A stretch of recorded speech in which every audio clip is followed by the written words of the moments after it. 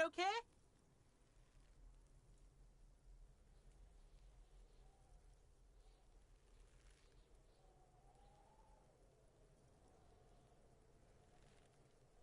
Yeah, like a fucking volcano.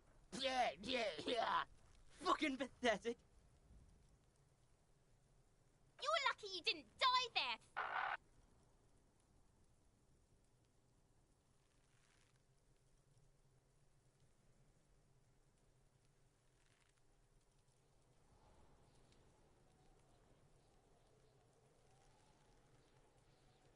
Yeah. Kuno's got some advice for you.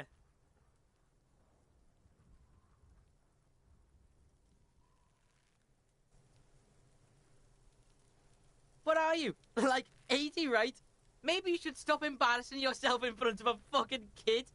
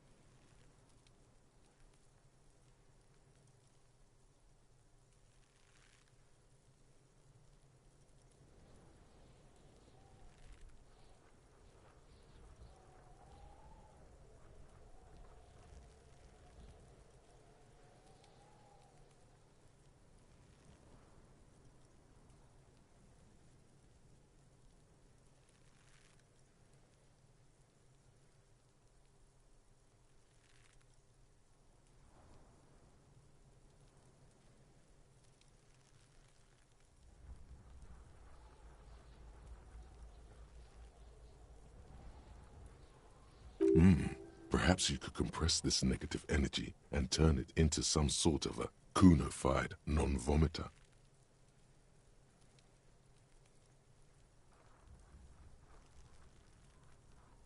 That's right. Turn your weaknesses into conceptual strengths.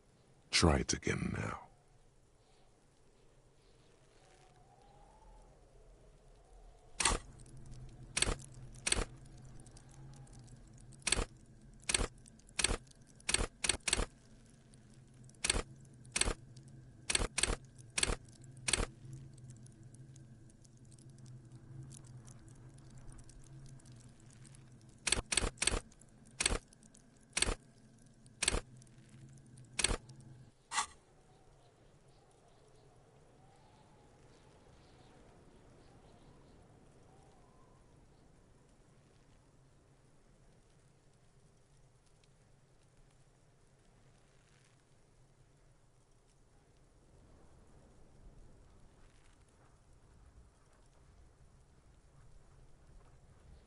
Yeah, like a... You're lucky you didn't die there. Oh, what? You'll fucking vomit on Kuno too, pig?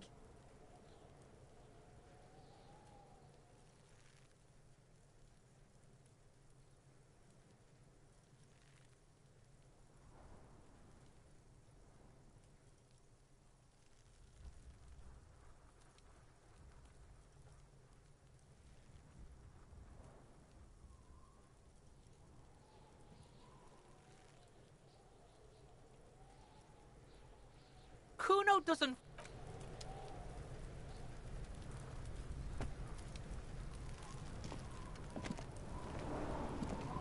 Fuck does Kuno care?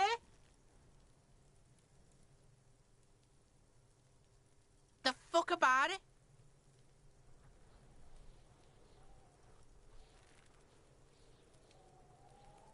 You're... Get lost. Kuno...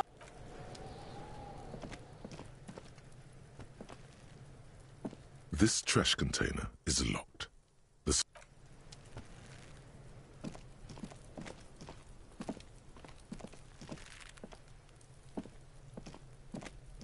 There he still is, looking right through you with his white eyes. The body below is entirely dedicated to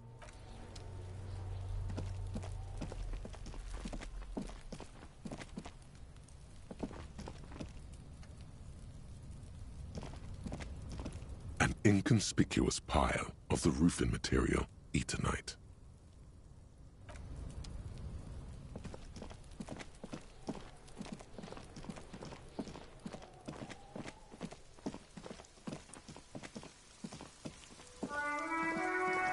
An old call box with a matrix of push buttons lists all the companies in the East Delta Commerce Center.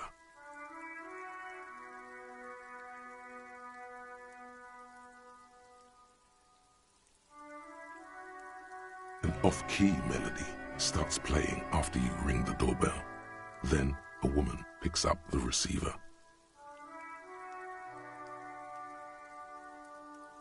Kuno, please stop calling here. Grown-ups don't have time for your stupid game. She thinks you're the gremlin child. What would he say to this?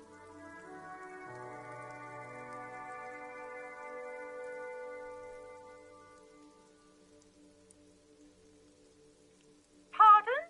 This is not Kuno. Who is this?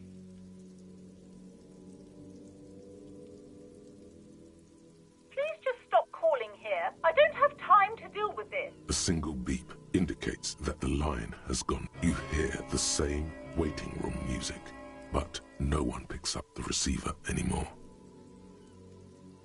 You ring the doorbell, but no. What an ominous name. All you hear is static, but you ring the doorbell, but you wait for a minute or two.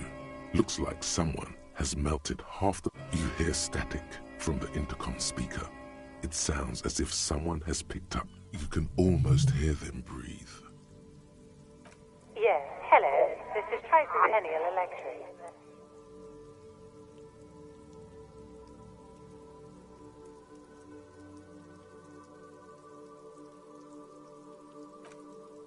Have you come to place an order? She sounds almost antique, as if her voice was being played off an old wax. Wait, but what happened to Slipstream SCA? There's no Tricentennial Electrics on the list. My God. The lieutenant exchanges a look with you. It's you. My God. I didn't think I would hear your voice. She must be mistaking you for someone else. Who cares that you don't remember her? Just go along with it. Michelle, just please. Why did you even call? I don't understand. You've been gone for months. I thought you didn't care. Ever since I came to work here, it's been... A spot of static overrides her words. When she speaks again, It's so nice. It's so nice to be able to finally... she sounds like she's about to cry. She doesn't answer. Silence. The only thing you can hear now is static and waves washing ashore on the bay.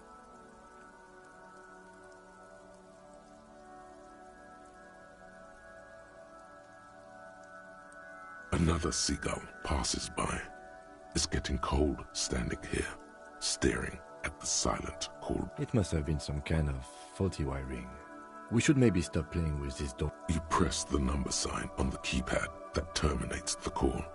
12 name cards on the call box read.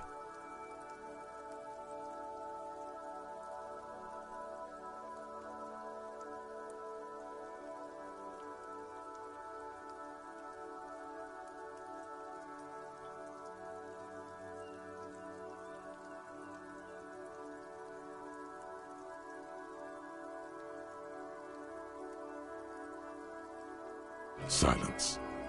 No one's home at Fortress Accident.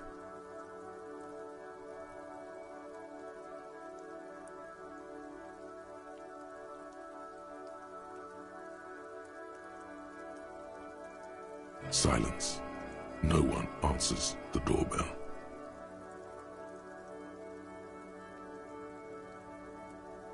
Nothing happens after you ring the doorbell. They don't want to talk to you. Silence. No one answers your call. No. Hold on. The last thing you need in your life is more hysteric emotions. Forget it. Find something else to do.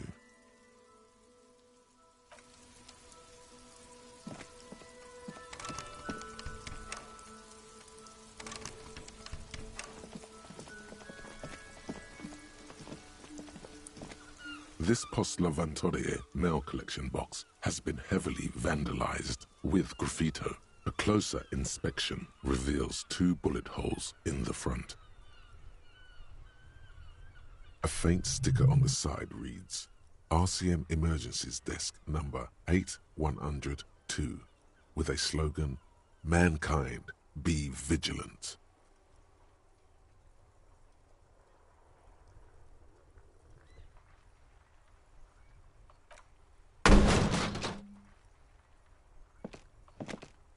There is a hollow, saddened ring as you kick the Lavantorie mail collection box. It sounds betrayed. Your toe has suffered damage. It hurts. Cool. You really showed that mail collection box. He does not actually think it's cool. If anything, the lieutenant feels sorry for the poor box. He's leaning in to inspect the layers of graffiti. The lieutenant pats the box, ever so slightly.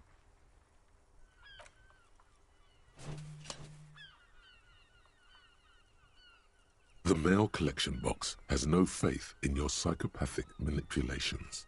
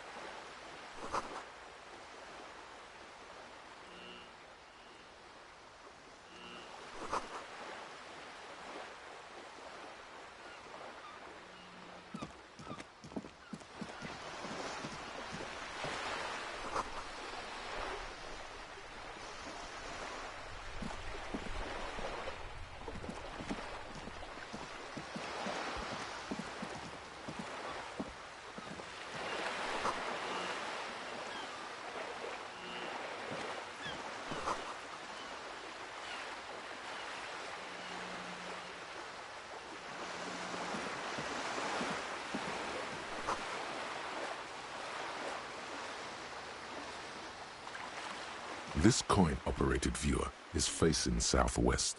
Its coin slot is full of fossilized bubblegum, rendering the machine permanently inaccessible.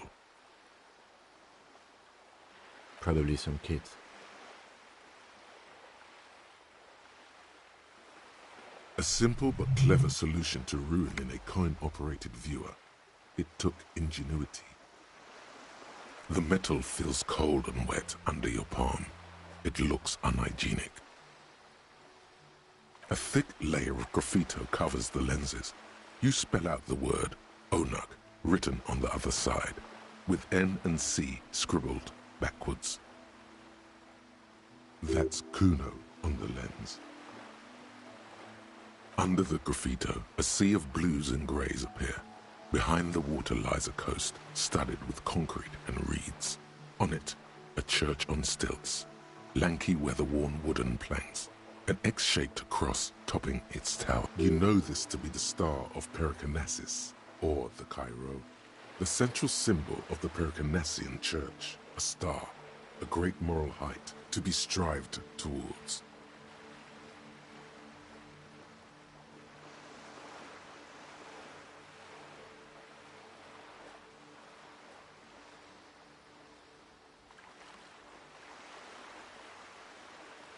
Around the large wooden building, you see chunks of sea ice gathered on the beach.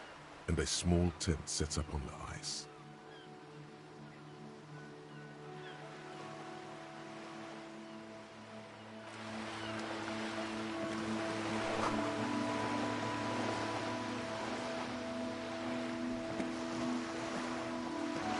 This coin-operated viewer is facing south.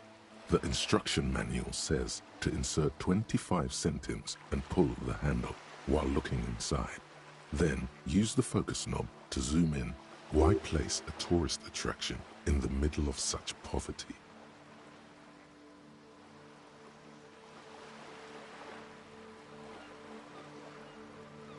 There was a revitalization project in 49.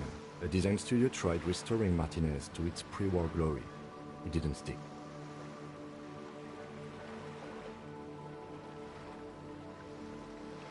They got as far as the street lamps and the statue on that intersection.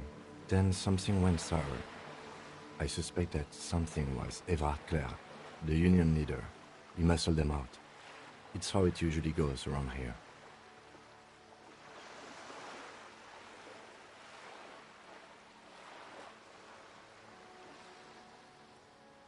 That's odd. I could swear you were a police officer.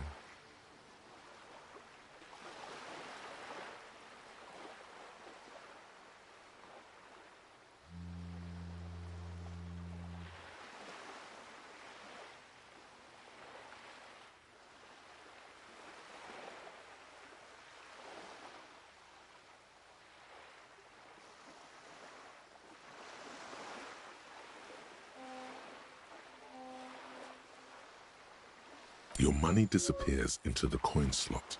A clunk, the ring of metal.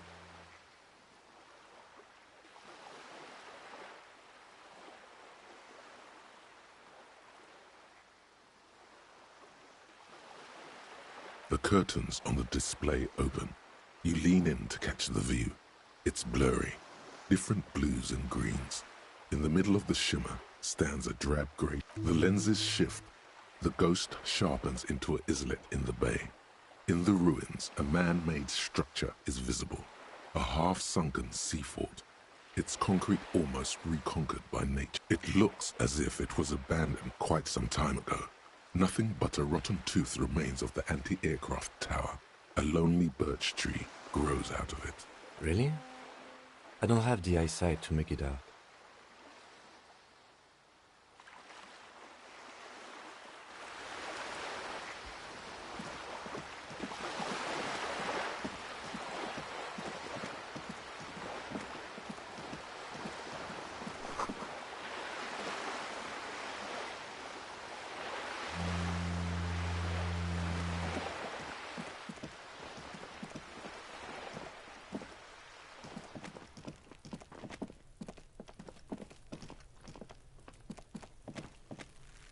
Trying to sneak up on me? Come to slit my throat in my sleep?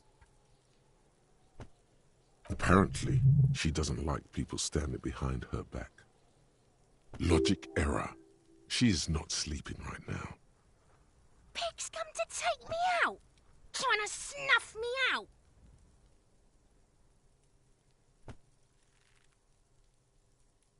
Don't get fucking clever with me, pig. You think you're so clever.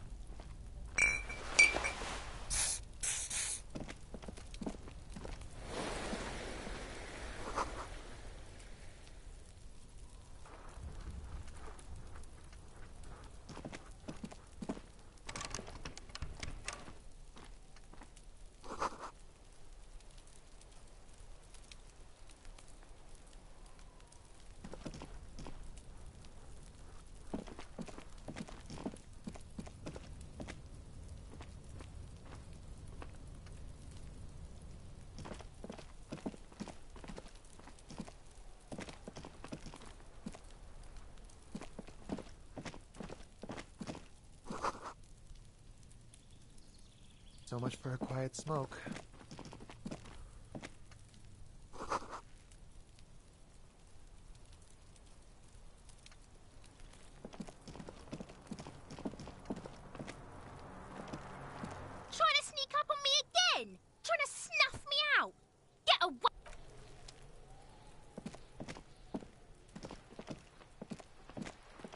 This is a wall on the side of an apartment building.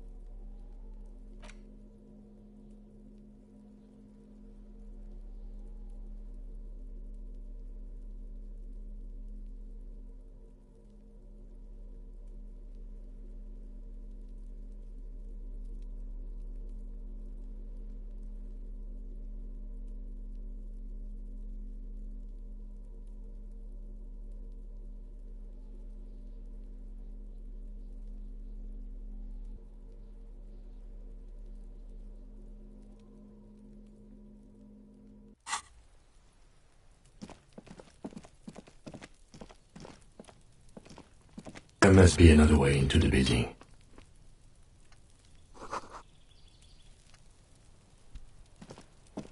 You see a young man on a balcony nursing a cigarette.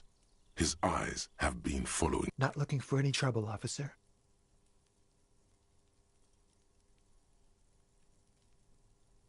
It's the voice of someone who has something to hide, my liege.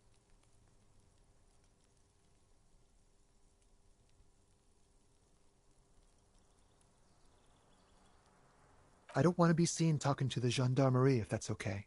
I just want to finish my cigarette. Don't let him go. This could be your witness. The balcony has a great view of the whole thing.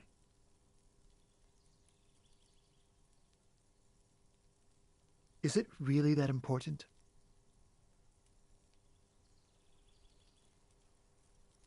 Like a nervous cat, he keeps stealing looks at the neighboring windows.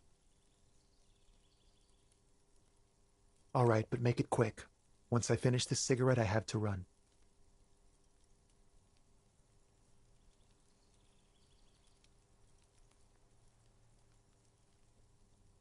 I'd even go so far as to say that the view is a little too good, my dear gendarme. Do you have an estimate of when the body will be taken away? We will remove the body as soon as possible. Now tell us, where were you last Sunday? Oh. You already asked me that, didn't you? Wait, is someone else investigating the lynching? No, not you two. Some more muscular type. And when did you speak to this more muscular gentleman? Last week? I don't know. Look.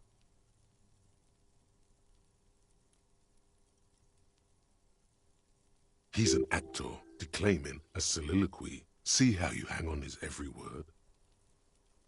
You didn't answer the question. What were you doing last Sunday? I had a friend over. It was my Sunday friend.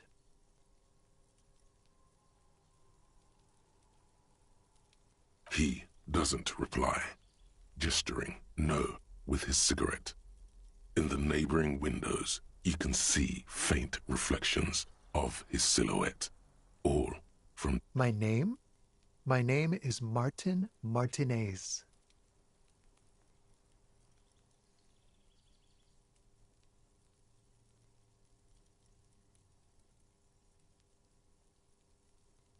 That's definitely not his real name.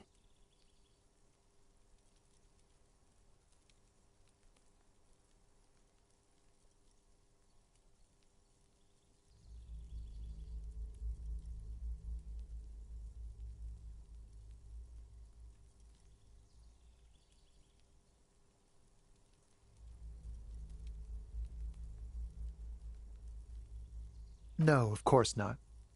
Could you please lower your voice?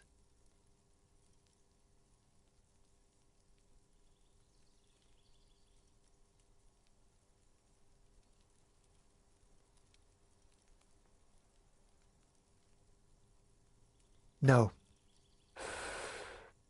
We won't. Now, if you'll excuse me, I really need to get going. Time to bring out your secret charm. Tears and begging. Show him your emotional side. Throw yourself before his very feet like a dog.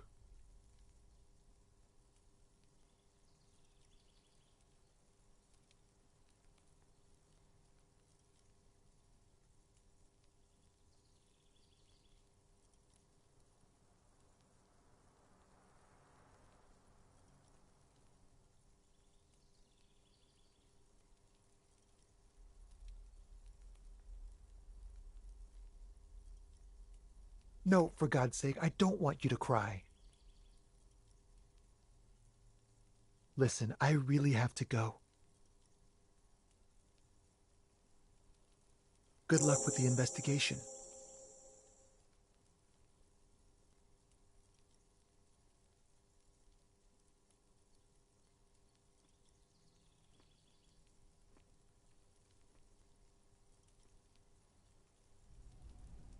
He's gone.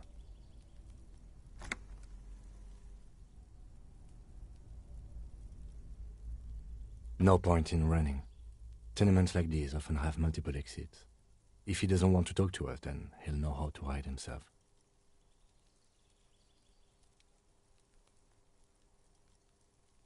He could be a witness. Him or his Sunday friend. Either way, we need to look into that muscular type who's asking about our case. There has to be a way of getting inside the building. Once we've found a way in, we can ask around for his apartment.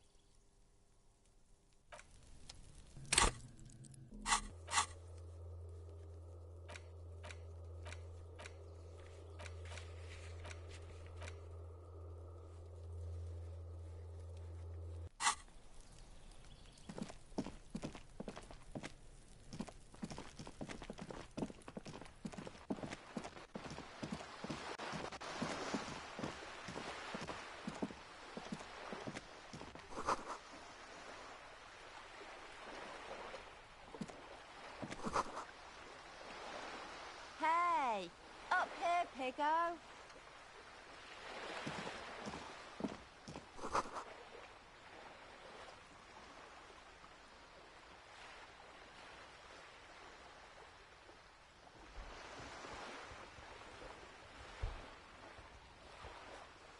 Yeah, you better keep walking.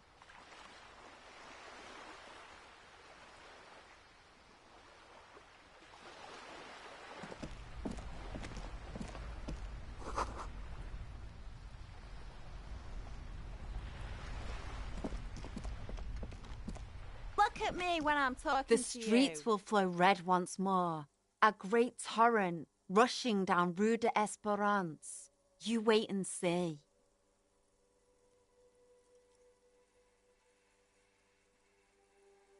The streets will not flow red with anything. Who are you? I'm Cindy the fucking Skull. What else do you want to know?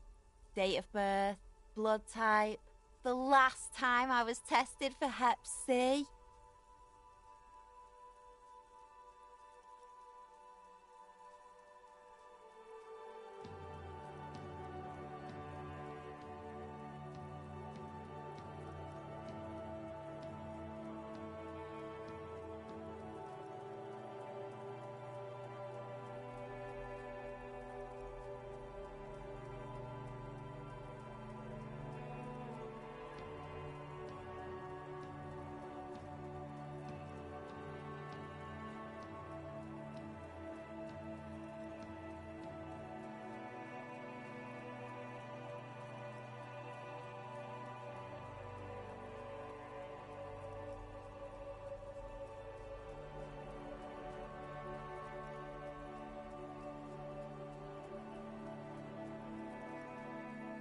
Had a battery of tests just last week. I'm practically a patchwork of interesting critters. Kinda like a man-o'-war. A brush? An artist? The red splatter is urban expressionism.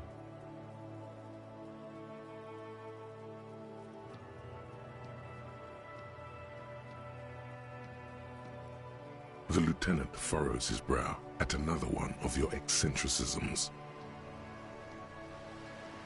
Hatred? Disgust? It's difficult to tell which of the two is more present in her girlish features. The woman on the boat does not notice her That is on her. Someone's got to keep an eye on her. Ozon is an archipelago 2 days' travel away from Rivershore. Its moneyed residents, used to posh restaurants and upscale boutiques, rarely have reason to visit Martinez. Probably the Wild Pines rep. We should talk to her. She's a professional negotiator, though. I have the feeling she will be very cooperative while telling us nothing.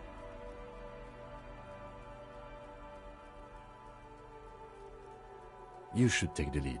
Ask her unexpected questions, you know? Do your thing. Don't be afraid to get a bit wacky. Throwing her off is our best bet.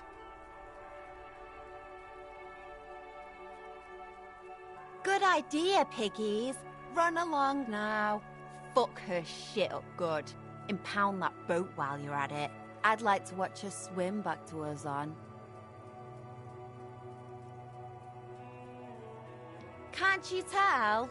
I'm painting a beautiful mural, an aereo graffitio visible from low. I haven't really started it yet. I'm waiting for the right words.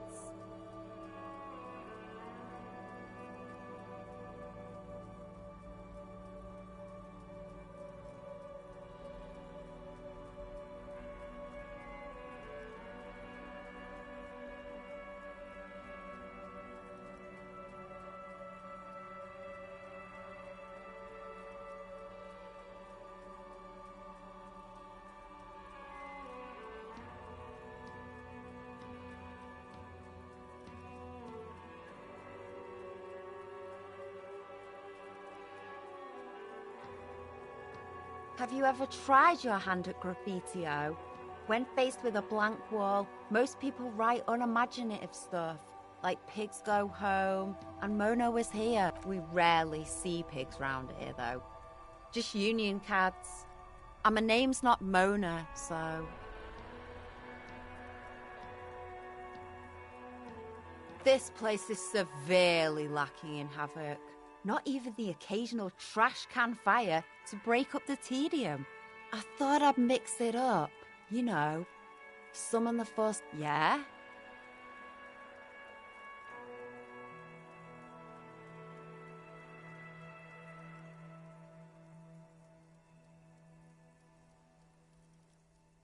Thanks. I'm sure the inspiration will come to me now that I have an official RCM stamp of approval. She means the opposite.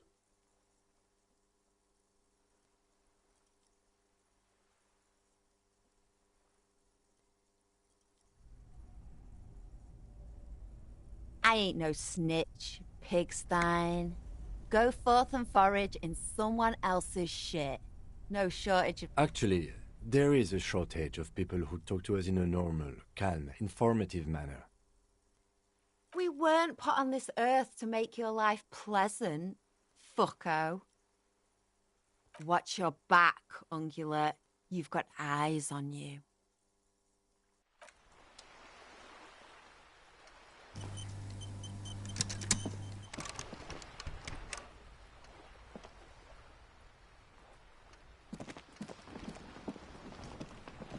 A sturdy metal door guards the southwest entrance to the apartment building.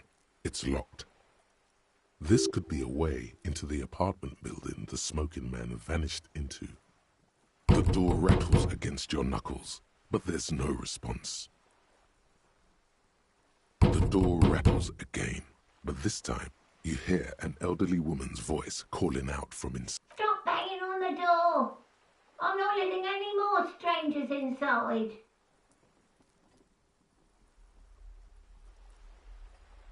Doesn't matter who I am. Now go on, get out of here. From within comes the faint sound of a broom sweeping across the concrete floor. Ha! The police? Everyone knows the police don't come round here.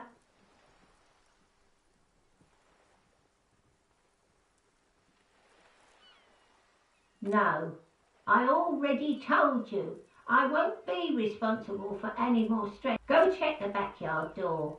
Maybe someone there will. Backyard door. With the smoker. You already were there. Didn't work.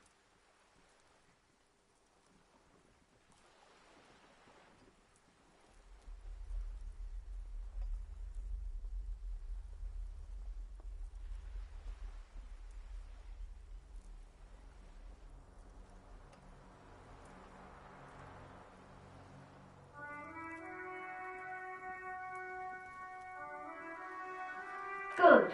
We had enough problems with bums and drunks and thieves loitering in the hallway. You have no business here.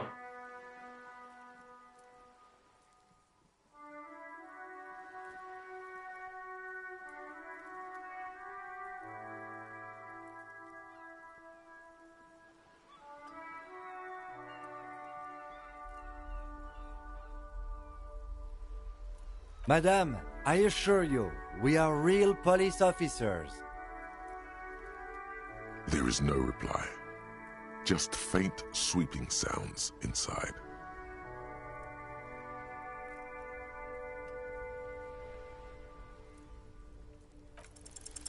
You're well versed in the kind of threatening legalese that implies criminal liability, but in fact has no meaning whatsoever.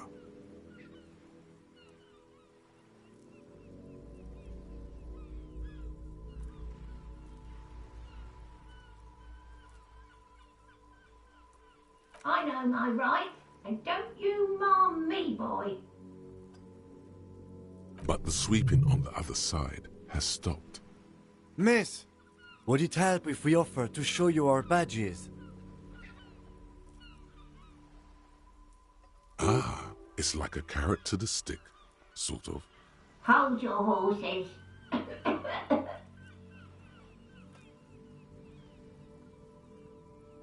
I don't care about your stinking badge. Just come in.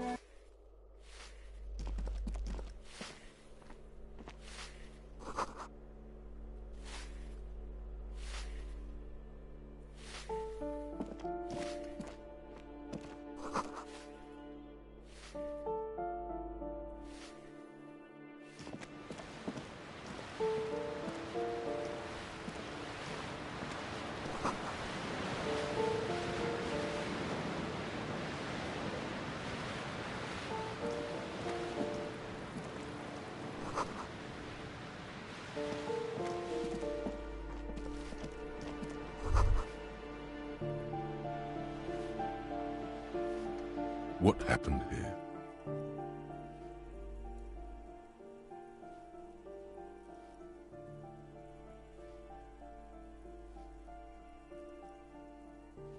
It will still be accessible through the apartment next to it. That one didn't have a door. Sadly, nothing of great value remains here.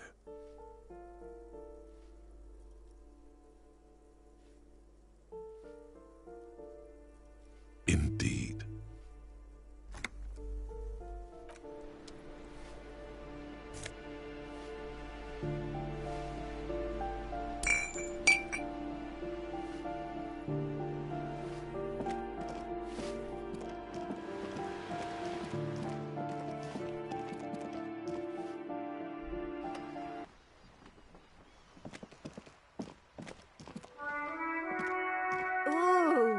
The piggies have learned how to saunter up staircases. I didn't think you could do that with hooves. But here you are.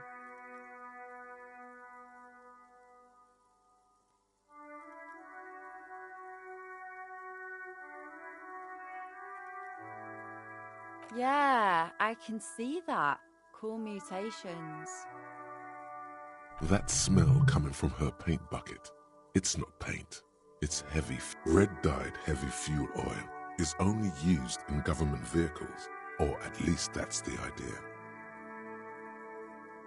What did you think I was using? Aquarels? Sucked it out of a cop's fuel tank myself. Back in Jamrock. You ain't seen nothing yet, Piggy Boo.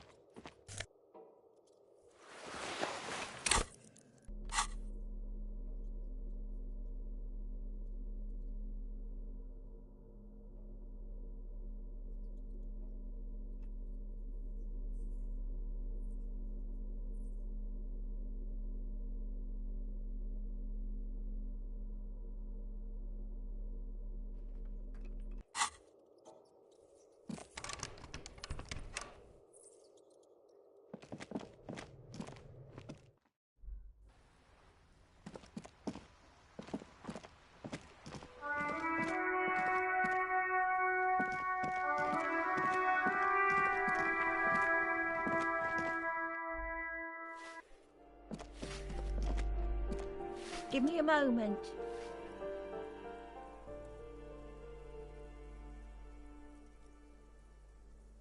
The cold never does any good for my bronchitis.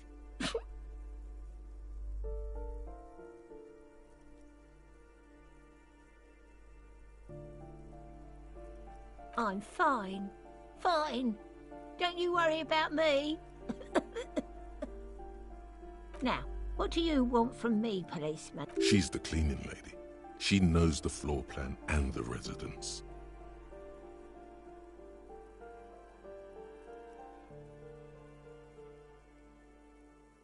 Yes, yes.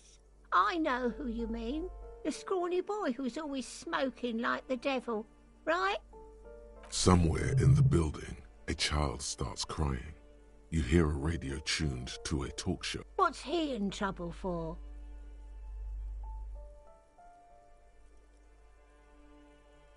Talk?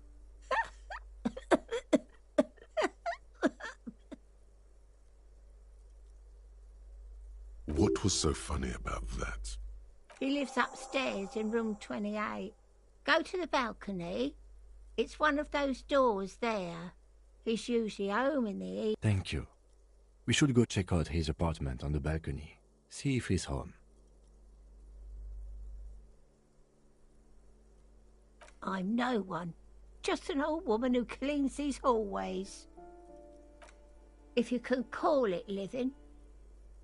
I have a little room upstairs right next to the coal room. It's barely bigger than a closet, but I don't complain, no.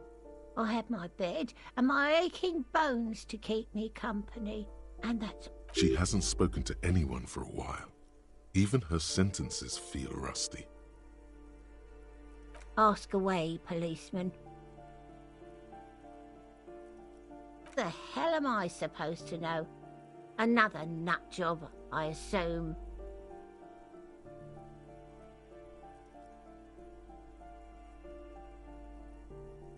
Some lunatic lost his mind. All kinds of morons pass through these halls. The artiste? Nothing I can do about her, I'm afraid. She ruins the walls faster than I can clean them. Still, she leaves an old lady to her business. More than I can say for others. She mumbles some kind of a response, then hacks something into her handkerchief.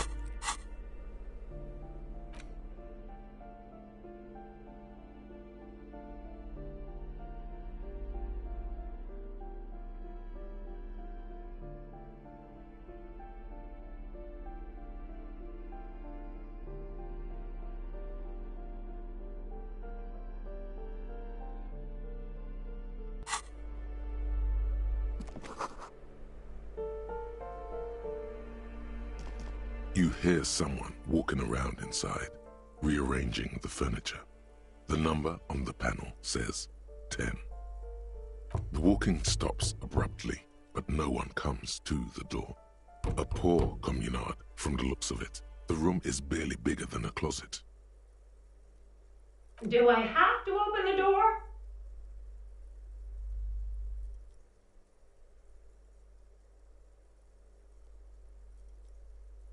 Do you have a warrant? I'm not obligated to open the door if you... Let's go. We don't have a reason to get inside that apartment. It's generally easier to do things if you have literally any reason.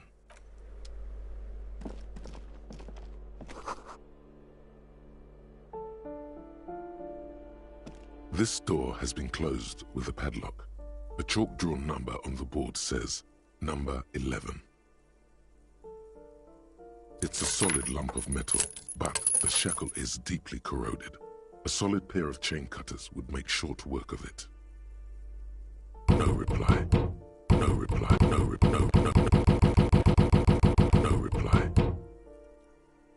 Why would we want to break into some random citizen's apartment?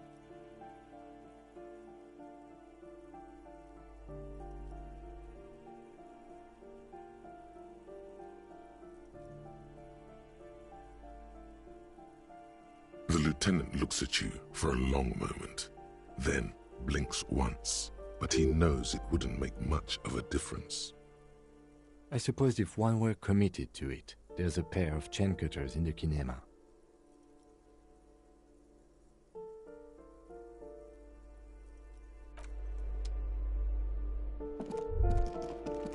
That isn't just a five-pointed star. It's an inverted white pentagram cradled in a wreath of antlers, the iconography of communism, in other words.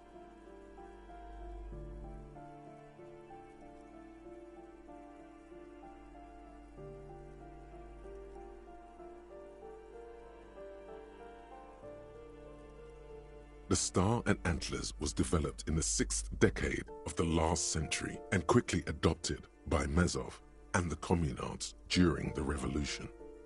Even today, half a century after, the star and antlers retains the ability to evoke hope, disappointment, and fear in equal measure. To symbolize the toppling of the old order. Also, some social democrats were already using it. The wreath of antlers represents a natural crown. It was about building a society that could exist in accord with the natural world, and at the same time above it.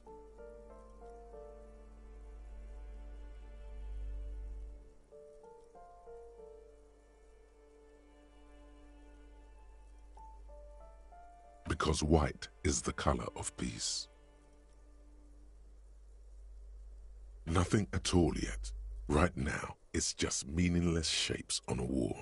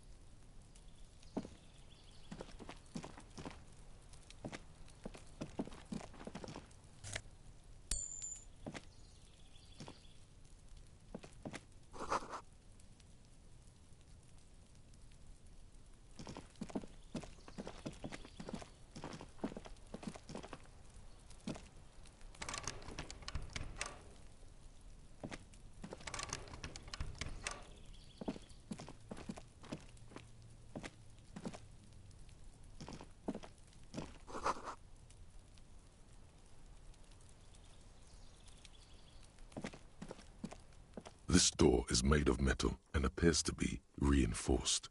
Someone here really values their security. Number 28. This is where the cleaning lady said the smoker on the balcony lived. Let's see if anyone's home. Knock on the door. No one answers. Looks like the young man we are looking for isn't home. I think our best chance to catch him is in the evening. We should return tomorrow after we have finished with our day's work. How about 9 p.m.? Sound good? Tomorrow, 9 p.m., right here. Apartment number 28. Good, let's go. Damn. Turns out it's quite tricky finding someone in a big apartment building. Don't worry. You'll get him. Remember, tomorrow. He's probably gone for today.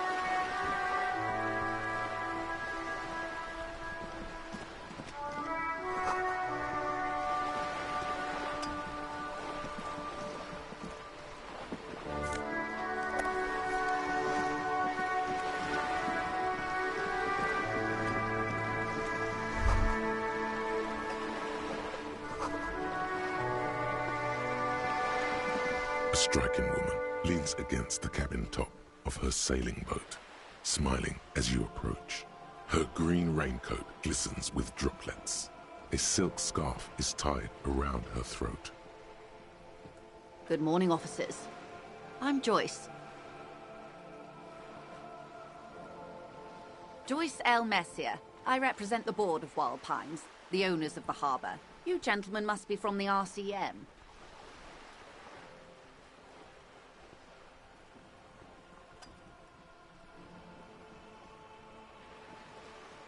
I'm glad to see you here. Like steel, there is strength there. If she wanted, she could sink her nails deep into your skin.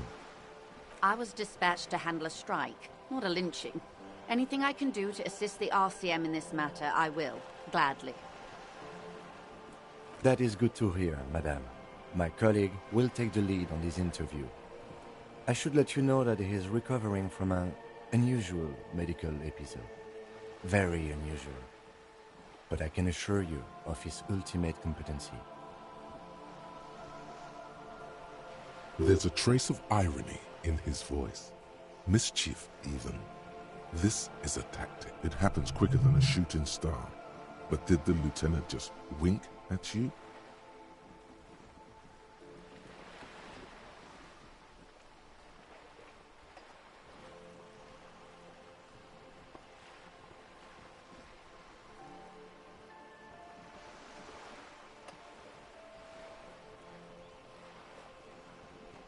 How interesting. I wish you a swift recovery. In the meanwhile, you have my full cooperation, and the full cooperation of the Wild Pines group.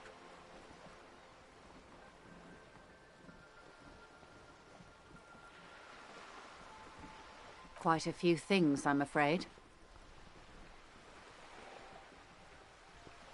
The information I'm to share with you includes sensitive trade secrets. For the sake of my employer, I have to ask for your names and badge numbers.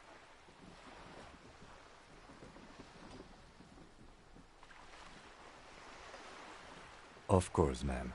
We should have introduced ourselves. I am Lieutenant Kitsuragi, from Precinct 57.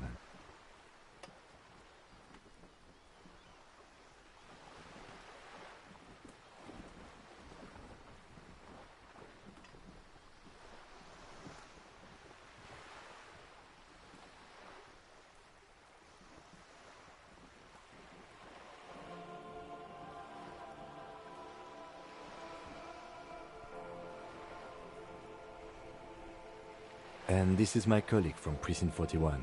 I'm afraid he doesn't have his badge at the moment. I hope mine will suffice.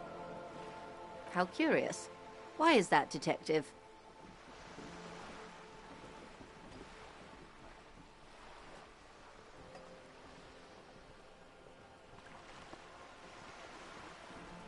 I see.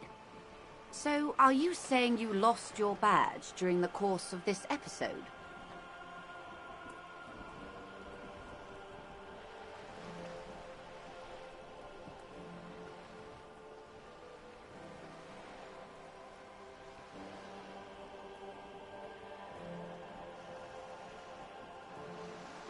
Oh dear. Some kind of encephalopathic amnesia. I don't even know how to respond. I do believe you, naive as that may sound. I simply can't imagine what you gain by faking such a condition. As I said, ma'am, his technique may be very unconventional, but he is an officer of the RCM. Of course, I sympathize. But I'm afraid I simply can't share anything more until I've seen that badge. She's a professional negotiator. She should be open to some sort of mutually beneficial arrangement.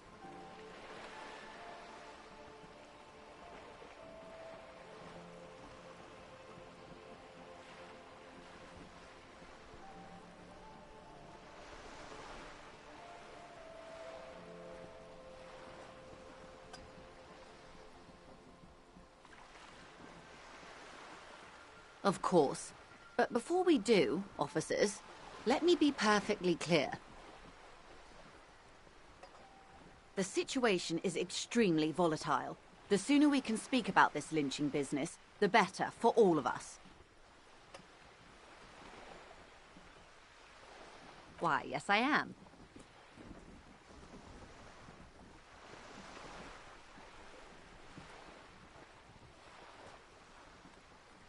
Of course there are. We're on an archipelago. How else are you supposed to get around?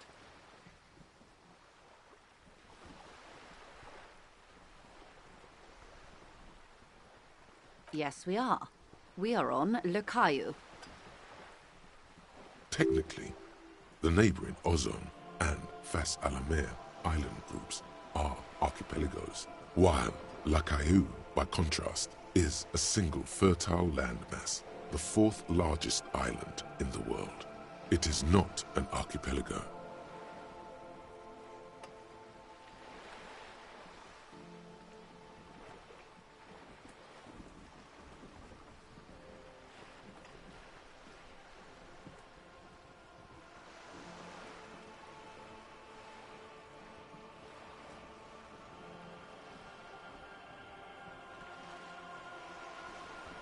Okay, if you want to get technical, the point is we're all on islands here, and sail is still the most expedient way to get from one island to another, especially when you're in a hurry to resolve a strike.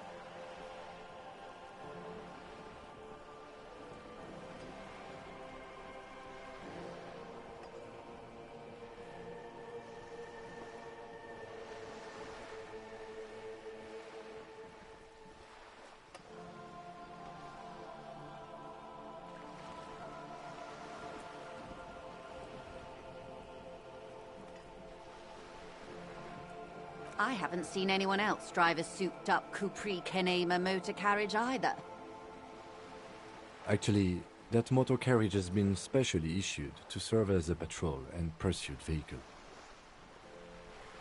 It's for crossing long distances in the greater Revachol industrial harbor. It's not a toy. Neither is this.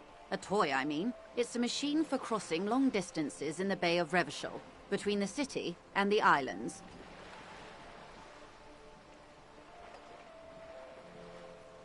You need to make this lady admit she's only riding around on this boat because she's rich. Why what? Stop thinking. Take her down.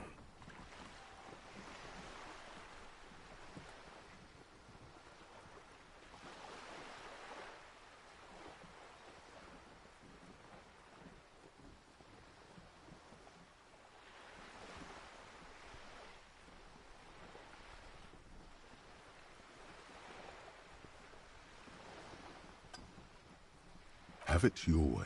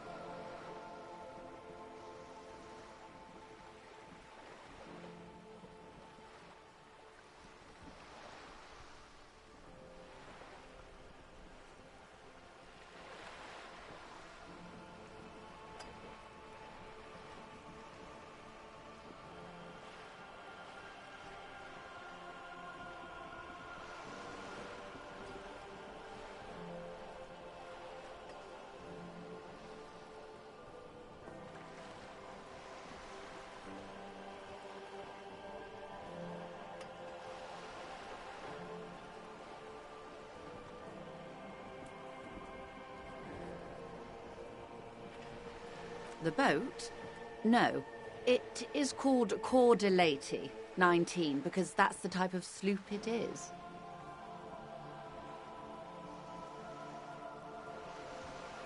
It's a pleasure craft, a 19 pacer. It also happens to be rated for Category 1 racing, though these days I mainly use it for business.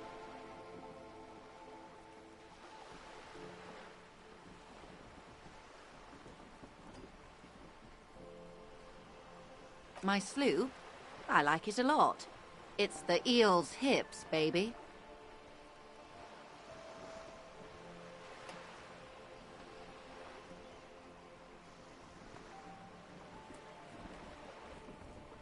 I'm enjoying this part of the interview. It has so little to do with the murder we're investigating.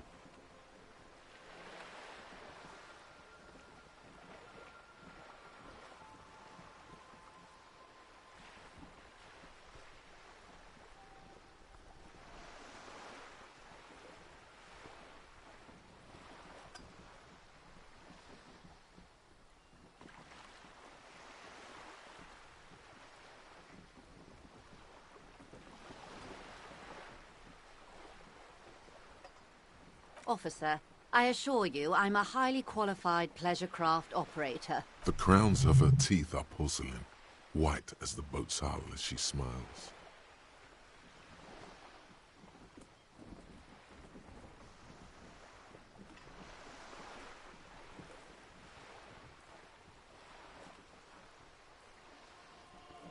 Her nonchalance might be related to something called the Wayfarer Act, a law that says she doesn't need a license. Sly Fox, you're not aggressive enough to harass her further on this. Good.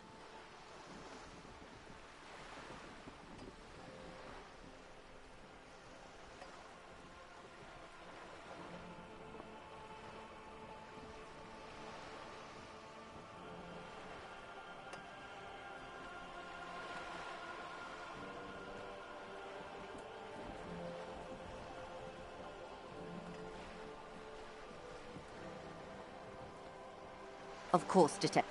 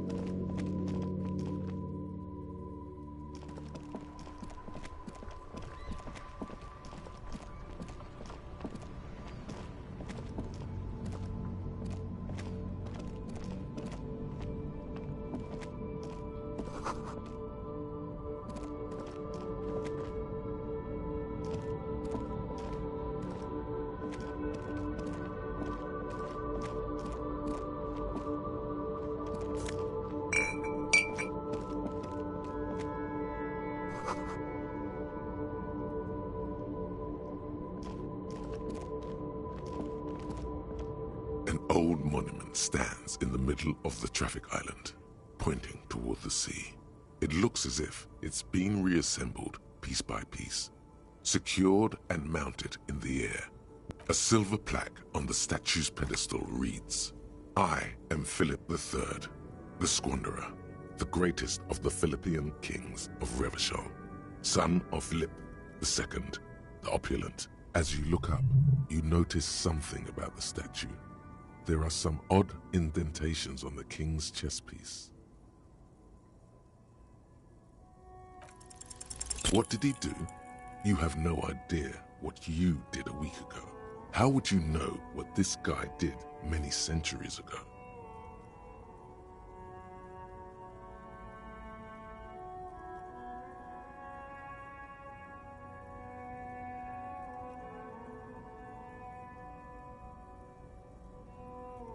High above you, the king stands triumphantly oblivious to your memory. Something with great kinetic energy seems to have impacted the cuirass, around where the heart is. Someone shot him in the heart. Interesting. Okay, I can't see it, but I take your word for it. Well, Martinez is riddled with bullet holes. This place saw a lot of action during the revolution. But the statue is recently renovated, so maybe a joke? target practice or a political statement? Why not? What this shows us is guns aren't too uncommon here, and people still shoot them, sometimes at kings. The king stands high above you, surveying the bay, mute and indifferent to your sightings.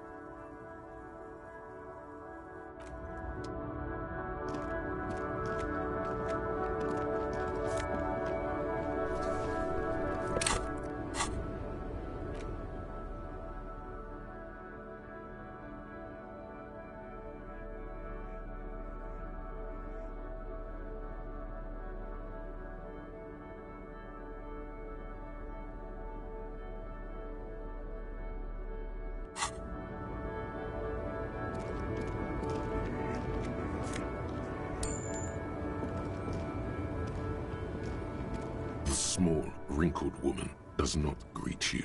She nods along to something on her radio. A photograph is clutched in her hands, and there is a warm smile on her face. The photo, an ambrotype from the turn of the century, as golden as her smile.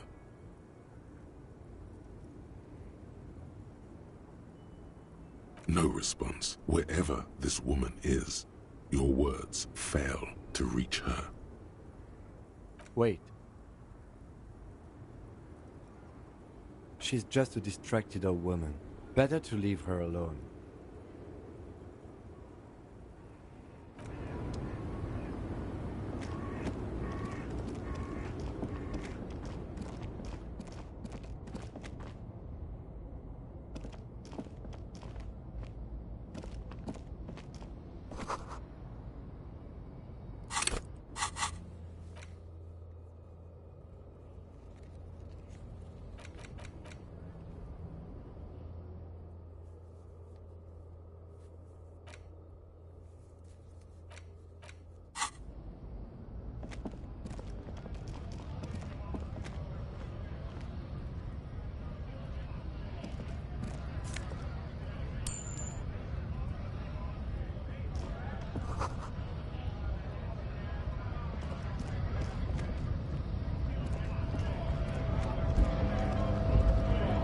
Bastards! We have a right to work!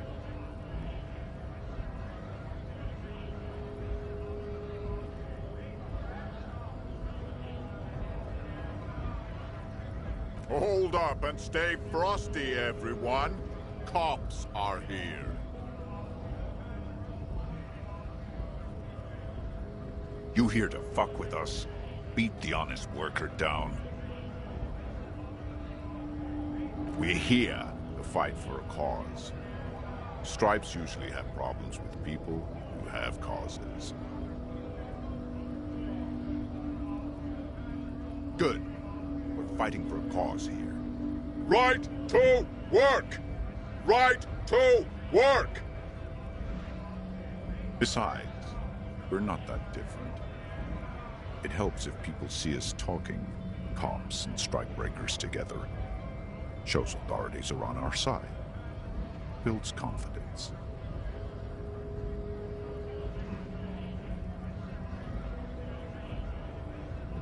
Rights of people. Rights of workers. To have gainful employment. To make a salary. And feed their families.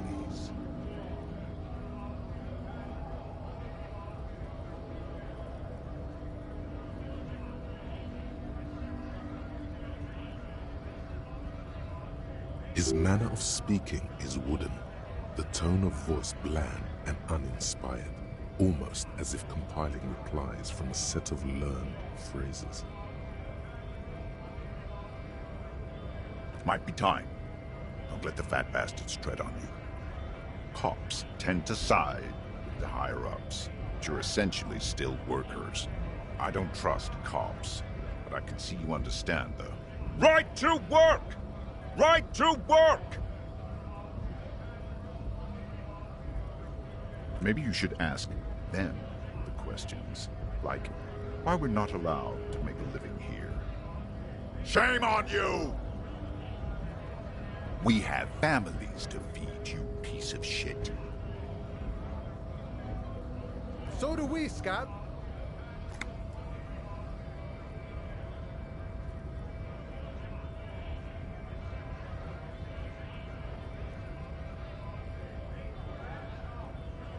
Honest men and women, with rights, to work, to be useful, not toys for corporate interests.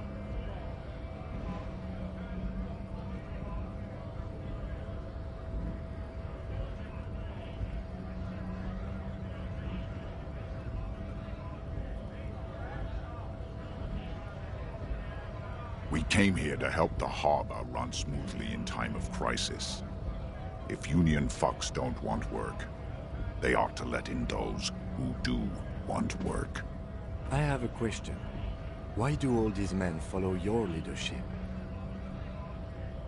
You think they follow because I'm big and loud? No. They follow the rules of the market, the rules of the economy, because they were given a job to do! Have fun. Union shits are on full strike. Don't think they're going to let you through the gates. I'm trying to meet their fat boss.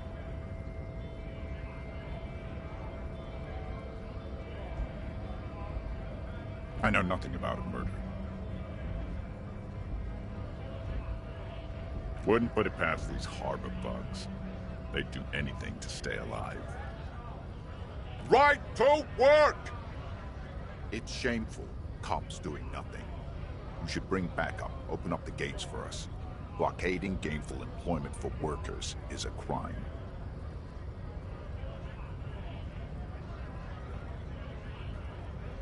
Why not? I see numerous reasons not to pick a side in this local matter. Pity. Let us work!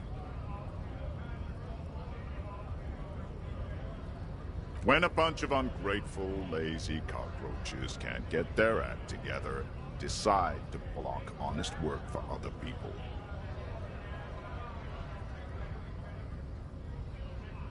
Beats me. They mumble nonsense about boardrooms and workers' rights, while we have the right to work!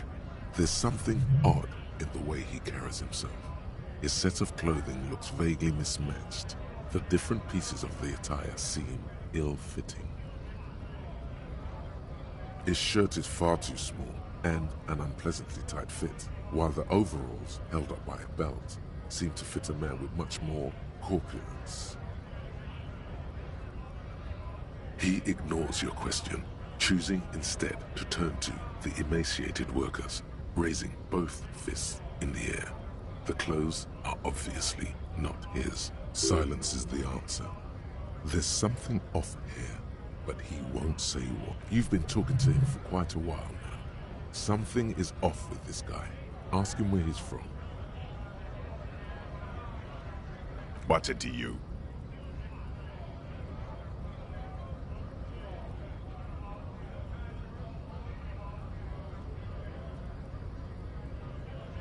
No, don't think we've met before. I came to help out the people. Every once in a while, it's like you can see glimpses of another guy under the guise of this fighter for jobs. He seems a more brutal, cunning, and suspicious person. Just a hunch. Or you just might be paranoid. We're all workers, right? Workers stick together. Came from the eminent domain, in Jamrock. Backgrounds in odd jobs, heavy lifting, cargo hauling, bouncer work. I know the drill.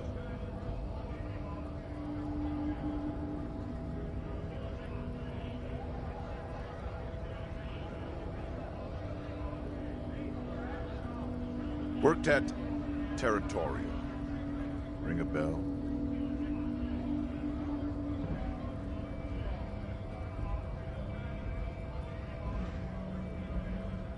Uh-huh. It was a long time ago.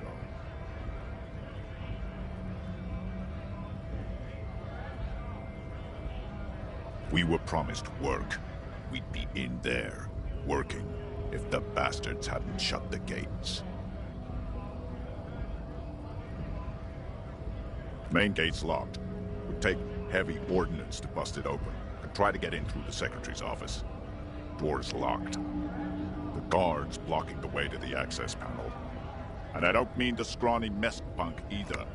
I mean head measurer. Or whatever he is.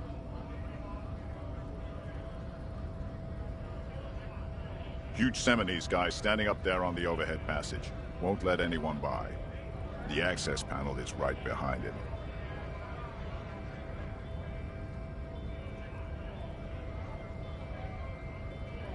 Bad. Standing on a narrow bridge, he's got a strategically advantageous position. And he's trained. I don't know how the Union has a trained killer up there.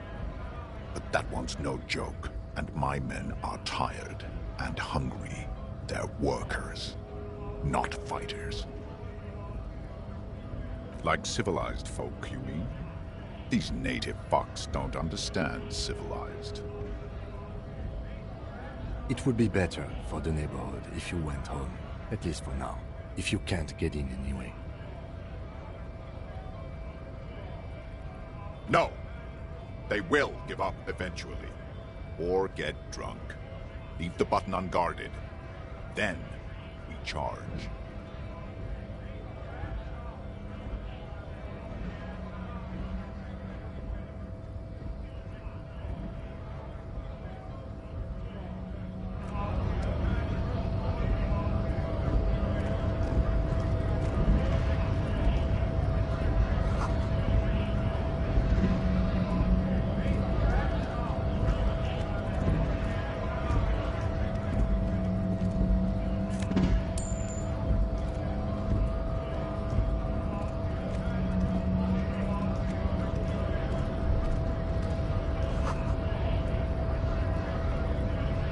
Scab?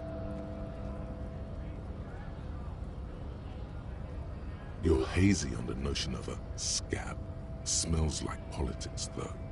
Maybe it's got something to do with the flask he reaches for from time to time.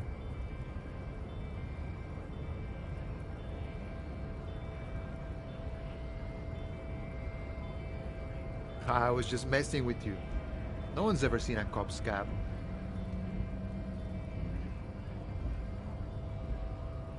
Imagine, you cops going on a strike, but then another cop comes in and says, "Let us cop for less money." Psst, show him your stolen card. Now has arrived the perfect moment. Speaking of, what brings the RCM here? To the Wild North? Come to see the strife?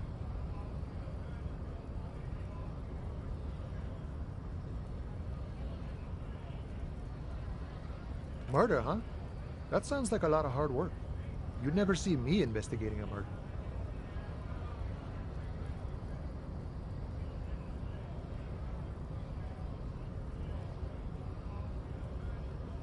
Of course, Policia. It wasn't me. You can rule me out. Easier that way. He didn't do it. It's the truth.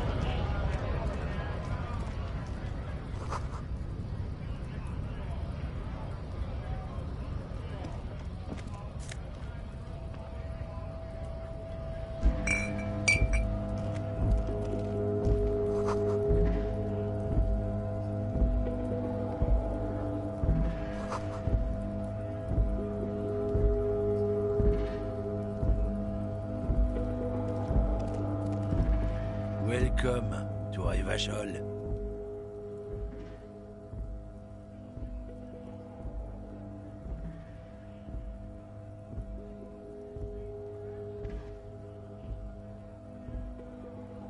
Don't you welcome to Revachol me. My grandfather came here from a 3,000-year-old racist isolationist culture, while your ancestors came to this island a mere 300 years ago. Every school of thought and government has failed in the city, but I love it nonetheless. It belongs to me as much as it belongs to you. It's men like you who keep Revachol divided, making it that much harder for everyone to climb out of this post-war limbo. What he means is, fixation on the Revacholian nation makes it harder for Revachol to actually attain self-determination. Oh, come on, man. I just said, welcome to Revachol. It's a lorry driver thing. I know exactly what you meant. You think my kind doesn't belong here, that I should watch myself and behave. But you see, I'm an officer of the RCM. It's actually my job to make sure you behave. I would advise you to remember that. Silence. The air between them becomes tense. Your partner needs backup. Now's your moment to shine.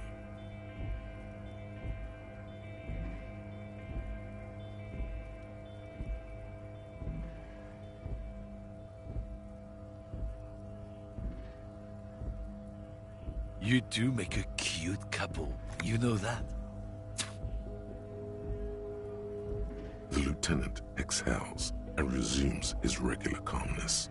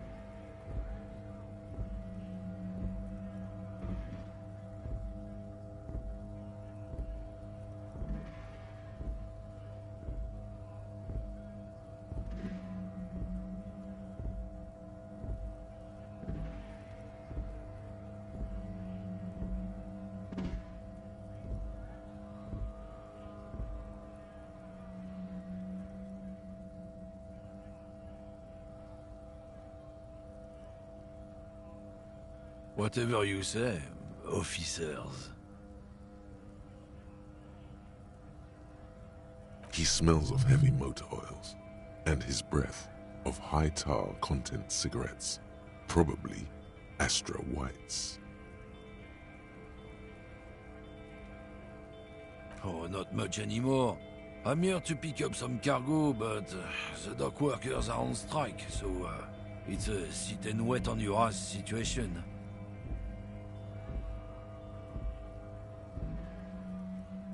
Apples?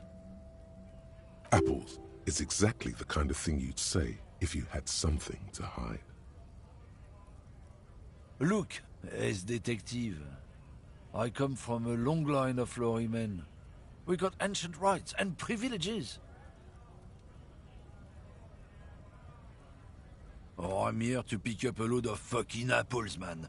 Just regular, Koiko-picked apples. Koiko may be another derogative for a person from Grad, you think.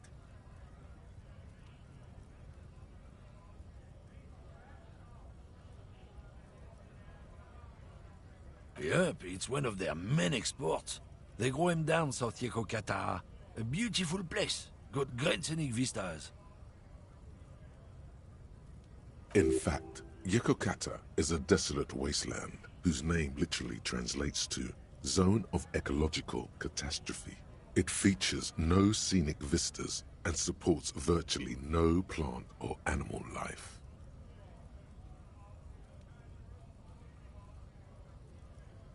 Yeah? Says who?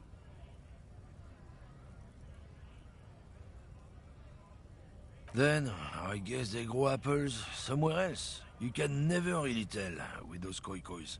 They're everywhere, except their own homes.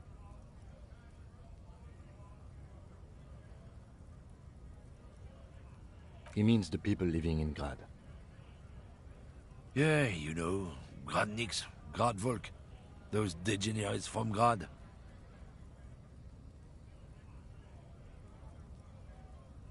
Hey, if the name and description fit by the very grace of nature, who am I to say otherwise?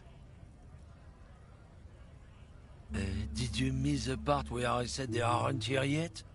Besides, even if I did have some, I wouldn't go putting my nose in them, huh? Relax. You've got all you can get here. He probably doesn't even know what he's hauling, even if it is something unsavory.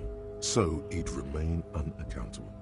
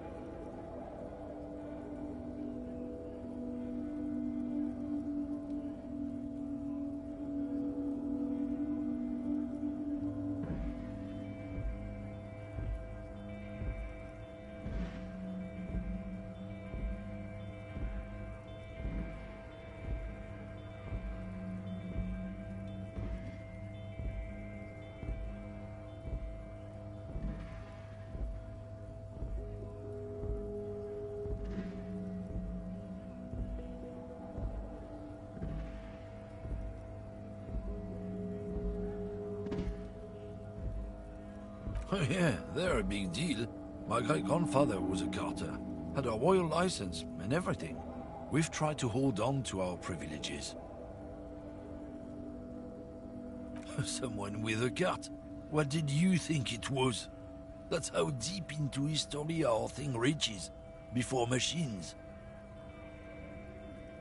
Not at all. We are part of a guild and everything, huh? It's very ancient, very prestigious. Hell no, it's a guild. Invitation only. Unions work for the rich fucks. They're basically the same.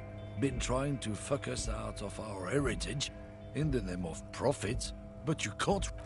Trusting street thugs with their goods is going to fuck them right up the ass.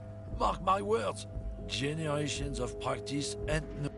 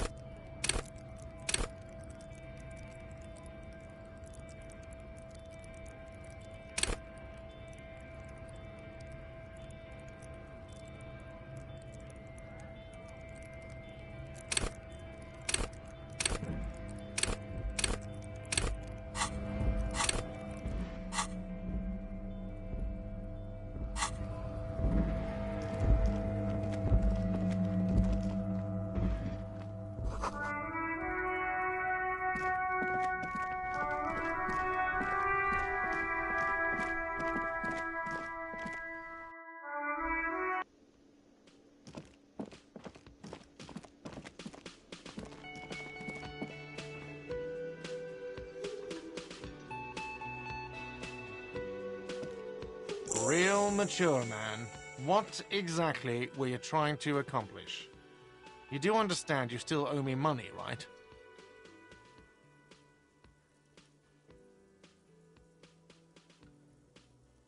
Damn, your feet thought we got away.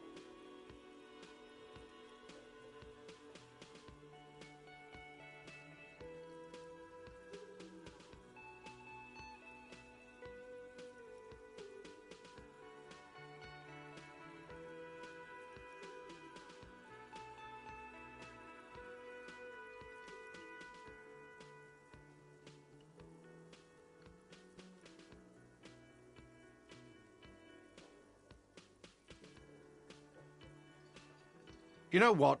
The stupid drinks you've had are on the house. You know why? Because I know you can't pay for them. Not because you ran away.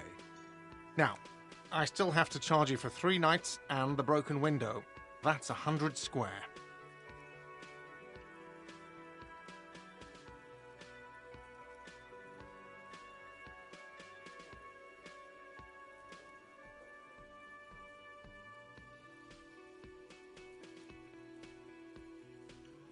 Don't thank me yet. You still owe me 100 real. If you don't have it by tonight, I can't let you up there. Now, what the hell did you want? I assume you wanted something to come back here.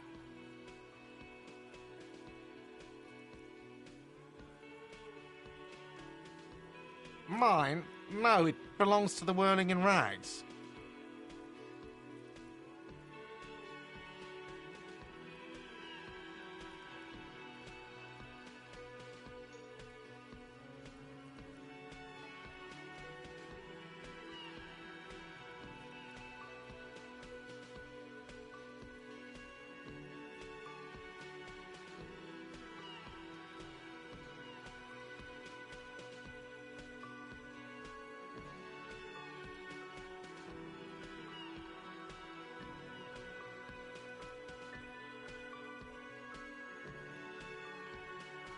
Thank you for clearing that up.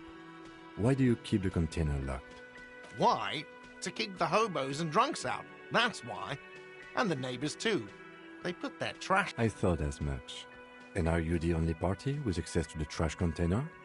Well, yes. Us and the garbage disposal... It seems a little callous, doesn't it? Something stirs in you.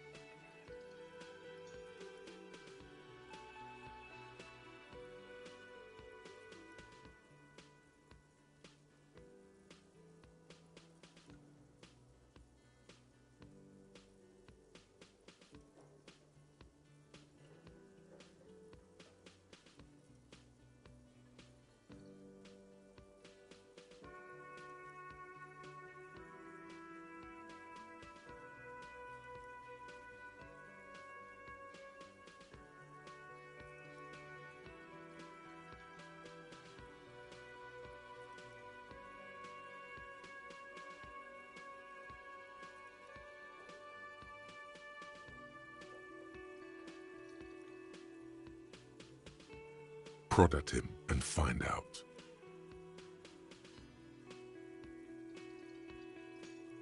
What do you need them for? It concerns the case. Please cooperate. Just bring them back once you're done, please.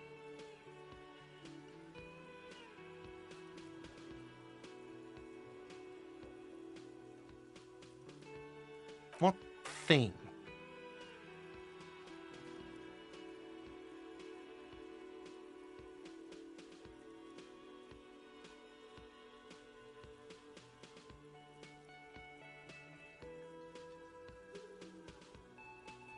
What are you, a cook now?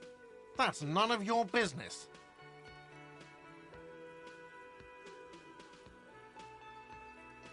And want me to make an exception for you?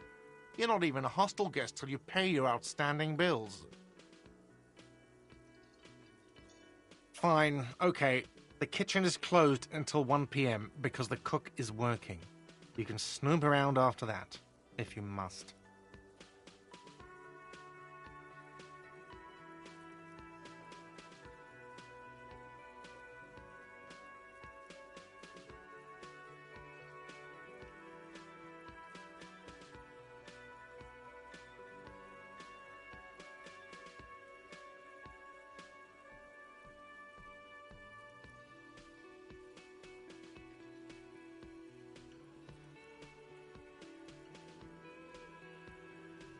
Yes, not the whole damn union, thank God. Just the nastiest and loudest faction. They come here in the evenings. Dumb, unruly types. Think they're big shit. But they're good customers. They place big orders and always pay on. We should find out who this Lord faction is, occupying the booth. Loudness means talkative, and we need info.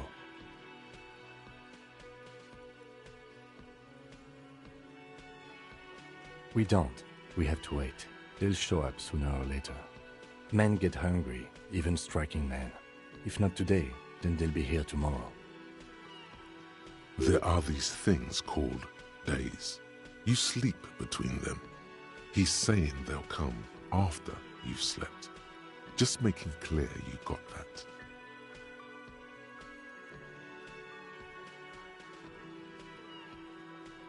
What? By the way, you should come back to this thing-based questionnaire if you see anything interesting in the whirling later.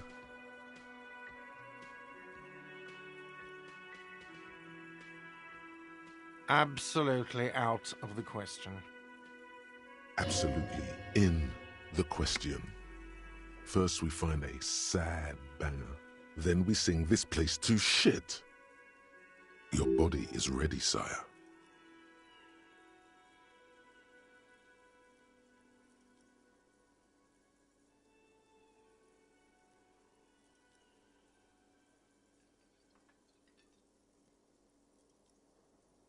Yes, have you got it? A lot. For the room and broken window, 100 real. Like what? I was rarely enjoying talking about the money you owe me.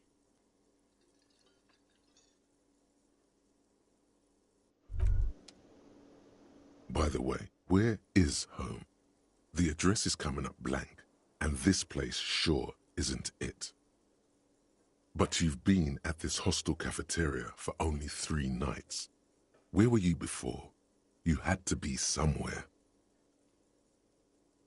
You don't really know, do you? South, maybe.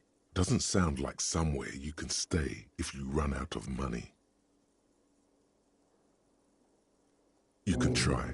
Run some addresses in your head when you get the time. Maybe a street or an apartment will appear.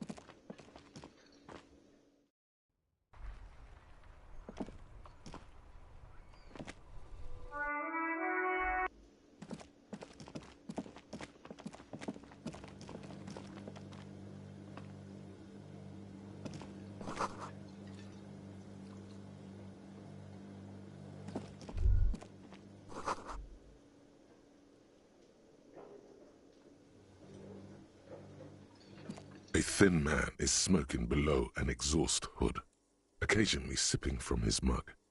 This must be the Whirling's cook. As you step in, he nods toward the table and says something in a completely foreign language. The only word, okay, it's definitely not his name. Whatever you do, please don't call him Goransi Quebec. Please, it's not funny.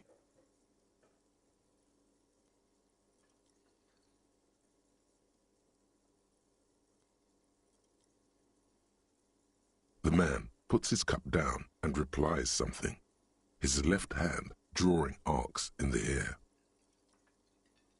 He smiles and bangs his ladle against each of his pots. It's almost like music, especially with the sounds of assorted dishes boiling and simmering on the stove.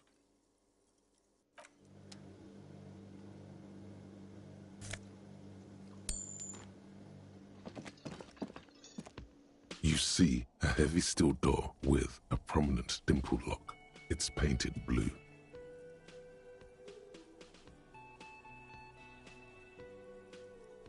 You do?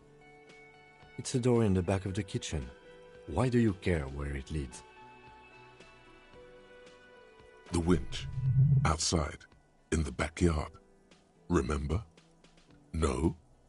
Your fingers do.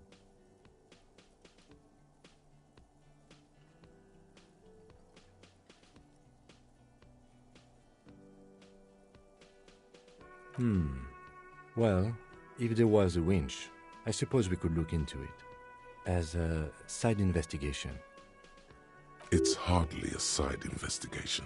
You already have a name for it.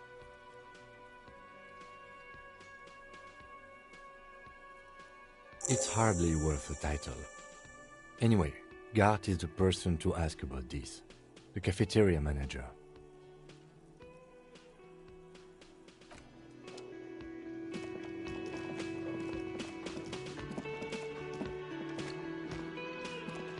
Can I help you?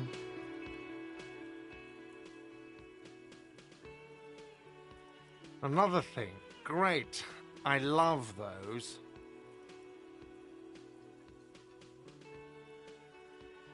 Oh, yes, that door, sure. There's nothing mysterious about it. It's just a door. No, I don't have a key. I don't know how to get there. And I don't care either. It's not like I've been wondering about it for 10 years. Or some boring storage space with a bunch of old junk and dust. Junk and dust. He's attempting to maintain an air of indifference. It's absolutely not convincing. Fine, okay, a little.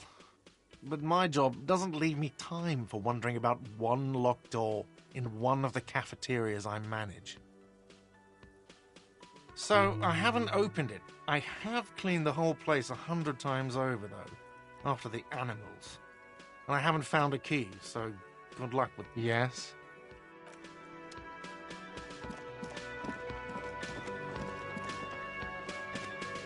The man ponders his cooking utensils and gives you... He looks up at you, then looks away quickly, shrugging and muttering something to himself. Shrugging is an international sign for, no, I don't know what's behind that door.